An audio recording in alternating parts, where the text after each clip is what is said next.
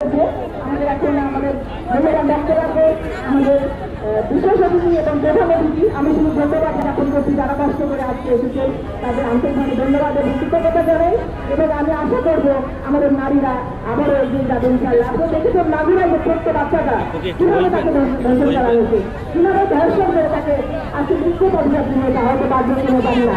তো এই যে প্রাকৃতিক নির্যাতন এটা কুলকুল করে বেড়ে যাচ্ছে, এগুলো ঘরে ঘরে প্রতিরোধ করা হবে। আমি মনে করি মাগুরার যে ধর্ষক তাকে ফাঁসির কাছে জনসেবককে ঝুলিয়ে রাখা হোক, তাহলে তোদেরকে সে মানুষ বুঝতে পারবে এই সরকার কিছুটা হলেও কাজ করছে ধর্ষকদের জন্য। তো আমি আন্তরিকভাবে অনুরোধ করবো এই সরকারের কাছে অন্তত এই ধর্ষকদের তাদের বিচার কাজ তুলে ধরা হোক। ধন্যবাদ সবাইকে, সবাই ভালো থাকবেন। আমরা দেখা ইনশাল্লাহ। আসসালামু আলাইকুম। বিশ্বের রাষ্ট্র কল্যাণ কর অর্ধেক কাজ করেছে নারী, অর্ধেক তার লড়।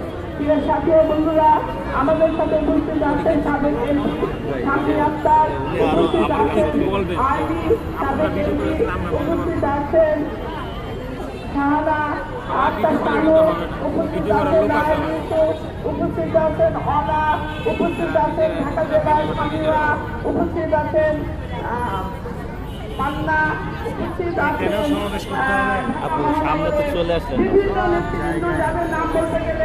আপু আপনাদের সামনে থেকে সরতে হবে, না হলে আমরা কাজ করতে পারবো না। আপনি একটু সাইডে যান, ভিডিও আমাদের থেকে শেয়ার করে নিয়ে শুনেন। আমি চলে যাচ্ছি। এখন বক্তব্য রাখবেন বাংলাদেশ জাতীয়তাবাদী দলের স্থায়ী কমিটির অন্যতম সদস্য।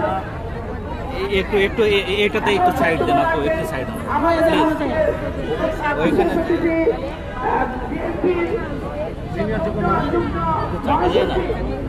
মহাসচিব অ্যাডভোকেট রুহুল কবির রিজভী আহমেদ, অ্যাডভোকেট রুহুল কবির রিজভী আহমেদ।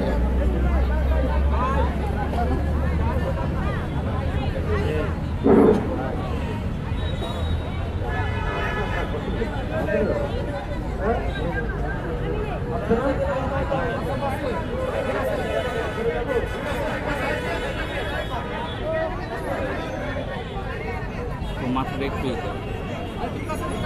সম্মানিত সভাপতি, প্রধান অতিথি রয়েছেন আমাদের মুরব্বী, আমাদের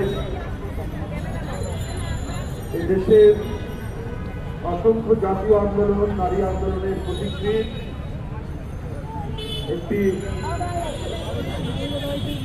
বিখ্যাত রাজনৈতিক পরিবারের মেয়ে, সাবেক মন্ত্রী, বিএনপি জাতীয় স্থায়ী কমিটির সদস্য বেগম সলিমা রহমান, উপস্থিত আছেন জাতীয়তাবাদী মহিলা দলের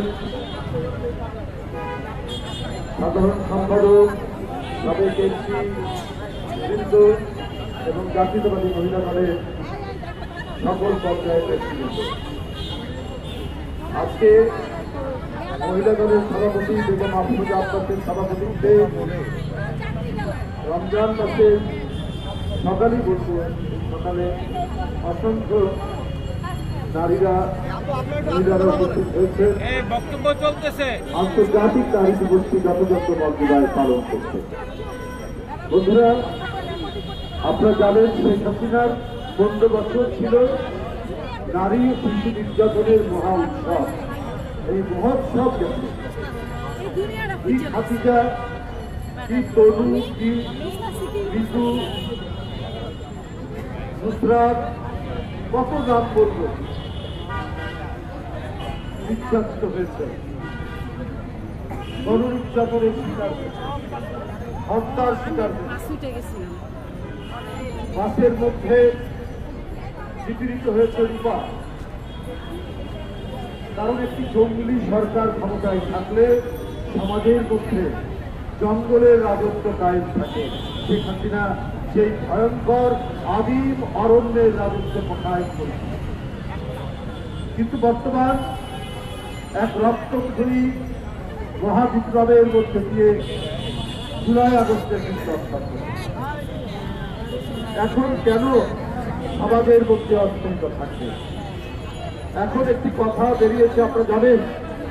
এ ভাই চুপ করেন না আপনারা। মব কালচার, এই মব কালচার তৈরি হলো কেন? আজকে অন্তর্বর্তীকালীন সরকার তো সকল গণতন্ত্রবাদী রাজনৈতিক দলের সমর্থিত সরকার। এই মব কালচারে আজকে কত যে সমাজের মধ্যে নিপীড়ন নির্যাতন হচ্ছে তারপরে ইয়াদ করায়, কত নারী এবং কন্যা শিশু নিপীড়িত হচ্ছে। এর স্ট্যাটিস্টিক যা আছে তা অল্প। মহিলা পরিষদ তার মাসিক প্রতিবেদনে উল্লেখ করেছে যে জানুয়ারি মাসে